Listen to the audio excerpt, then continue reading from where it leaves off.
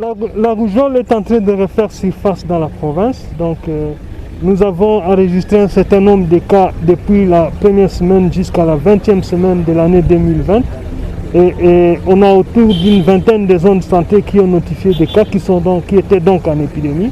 Mais on a organisé des activités de prise en charge et des activités de vaccination contre la rougeole chez les enfants de 6 à 59 mois.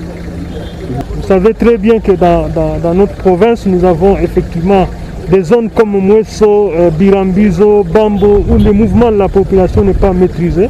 Et nous avons aussi la promiscuité dans le minage dans des centres-villes, ce qui fait qu'après la vaccination qu'on a organisée en décembre, on a aussi notifié des zones où on n'a pas vacciné tous les enfants, ce qui nous ramène aujourd'hui à de nouveaux cas de rougeole. Pour les choléra, c'est la même chose. Vous savez que le choléra est endémo-épidémique dans les villes du Nord Kivu, notamment à Goma, dans la zone de Goma et dans la zone de santé de Karisimbi, Kiroche. Le problème de l'eau serait à l'origine de tous ces problèmes de choléra. Mais nous avons organisé des activités de santé publique, notamment la prise en charge des cas dans les centres de traitement choléra. Nous organisons aussi la vaccination contre le choléra chez les personnes d'une année et plus dans le ménage. On a commencé depuis l'année passée, nous continuons encore cette année. Et nous distribuons aussi des aquatabs pour le traitement de l'eau au niveau des ménages où on vaccine. Il y a aussi des activités de chloration au bord du lac, notamment au niveau du lac Kivu. Il y a également les camionneurs qui amènent de l'eau dans le ménage dans Karisimbi.